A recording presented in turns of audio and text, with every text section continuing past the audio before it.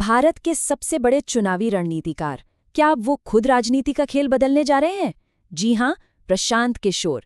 ये वो नाम है जिसने कई सरकारों को सत्ता तक पहुंचाया है और अब वो अपनी ही एक राजनीतिक पारी शुरू कर रहे हैं। तो चलिए आज उनके उस ब्लूप्रिंट को समझने की कोशिश करते हैं जो शायद भारत की राजनीति की दिशा ही बदल दे। मुझे नहीं लगता कि मैं कभी वो बनना चाहता था या इरादा रखता था जो मैं बन गया। ये शब्द खुद प्रशांत किशोर के हैं और ये बयान अपने आप में एक पहेली जैसा है ना? मतलब सोचिए, एक ऐसा इंसान जो पर्दे के पीछे से राजनीति की दिशा तय कर रहा था, वो अचानक सब कुछ दांव पर लगाकर खुद मैदान में क्यों उतरना चाहता है? इसी सवाल में शायद उनके पूरे मिशन का सार छिपा है। तो आज हम प्रशांत किशोर के इसी बड़े दाव को परत दर परत खोलेंगे। सबसे पहले देखेंगे कि आखिर उन्होंने ये रास्ता चुना ही क्यों। फिर उनके विजन के 3 मेन पिलर्स को समझेंगे। राजनीति को युवाओं के लिए कैसे खोलना है, पावर को आम लोगों तक कैसे पहुंचाना है और गवर्नेंस में नए आइडियाज कैसे लाने हैं। और हाँ, आखिर में एक रियलिटी चेक भी करेंगे कि क्या ये सब हकीकत की जमीन पर मुमकिन भी है। तो चलिए सबसे पहले और सबसे बड़े सवाल से ही शुरू करते हैं। ये जो रणनीतिकार का नया मोड़ है, आखिर भारत के टॉप कैंपेन मैनेजर ने ये रास्ता छोड़ा ही क्यों? मतलब जब देश की सबसे बड़ी पार्टियां आपके साथ काम करना चाहती हों, तो सब छोड़कर बिहार की गलियों में वापस जाने का क्या मतलब है? प्रशांत किशोर का जवाब बड़ा सीधा है। वो कहते हैं कि असली राजनीति बंद कमरों में नहीं बल्कि जमीन पर होती है। इसीलिए उन्होंने फैसला किया है कि वो अगले 5 साल या शायद उससे भी ज्यादा सिर्फ लोगों के बीच बिताएंगे। उनका मानना है कि सच्चा बदलाव ऊपर से थोपा नहीं जाता, वो नीचे से, जमीन से शुरू होता है।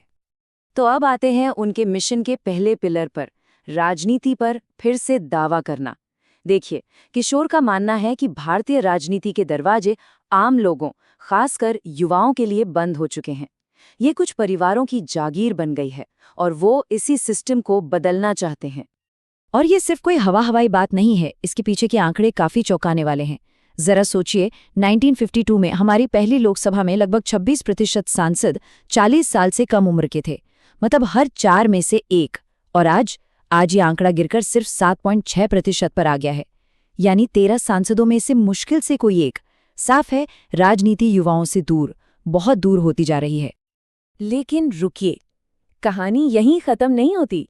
अब जो ये मुट्ठी भर युवा सांसद संसद तक पहुंच भी जाते हैं, उनमें से भी 67% यानी 2/3 राजनीतिक परिवारों से आते हैं। मतलब एकदम साफ है, अगर किसी के नाम के पीछे कोई बड़ा राजनीतिक सरनेम नहीं है, तो राजनीति के दरवाजे उसके लिए लगभग बंद ही समझिए। तो इस बंद सिस्टम को तोड़ने के लिए प्रशांत किशोर क्या कर रहे हैं? वो एक जमीनी आंदोलन शुरू कर रहे हैं और उनका लक्ष्य कोई छोटा मोटा नहीं है। अगले 2 सालों के अंदर बिहार के 1 लाख, जी हाँ, 1 लाख युवाओं को राजनीति से जोड़ना, उन्हें ट्रेन करना और फिर उनमें से हजारों को चुनाव लड़ने के लिए तैयार करना। ये पॉलिटिक्स में एक पूरी की पूरी नई पीढ़ी को लाने की सीधी कोशिश है। ठीक है, तो नए चेहरे लाना तो एक बात हुई, पर सिर्फ इससे तो पूरा सिस्टम नहीं बदलता। यहीं पर आता है किशोर के विजन का दूसरा पिलर, पावर को डिसेंट्रलाइज करना।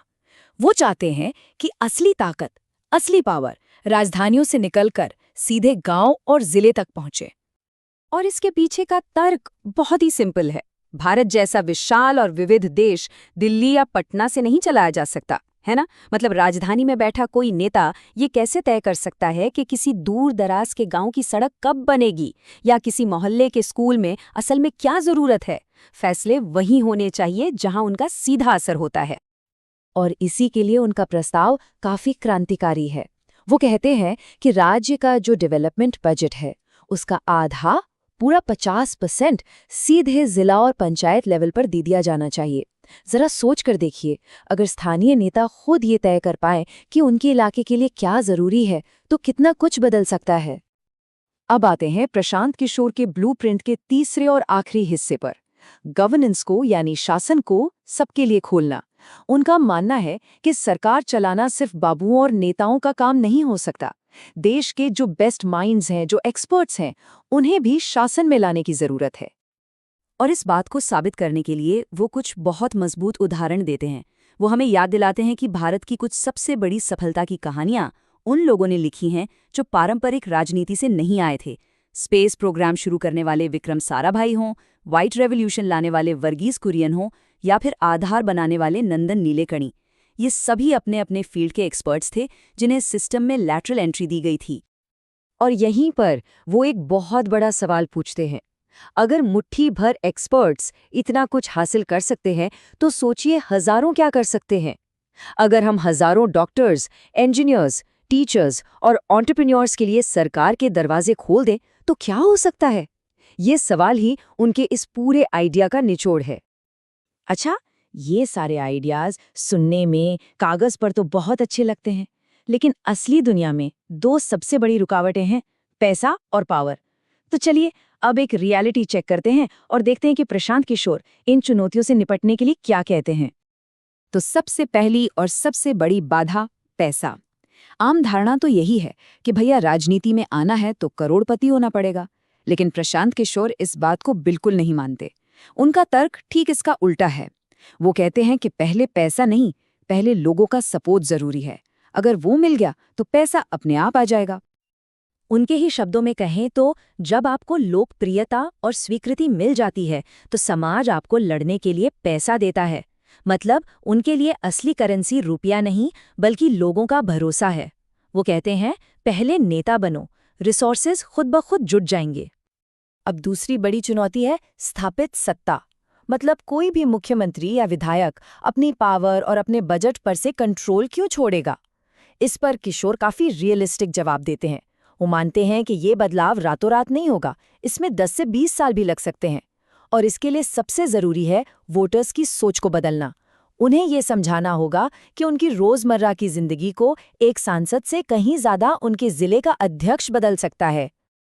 तो युवाओं के लिए राजनीति के दरवाजे खोलना, पावर को आम लोगों तक पहुंचाना और सरकार में एक्सपर्ट्स को लाना, ये है प्रशांत किशोर का विजन। अब सवाल ये उठता है कि क्या ये भारतीय राजनीति के लिए एक साहसिक ब्लूप्रिंट है या फिर एक ऐसा सपना जो कभी पूरा नहीं हो सकता? शायद इसका जवाब इस बात में नहीं है कि प्रशांत किशोर क्या करते हैं, बल्कि इस बात में है कि क्या भारत के लोग सच में एक बदलाव के लिए तैयार हैं। खैर, ये तो वक्त ही बताएगा।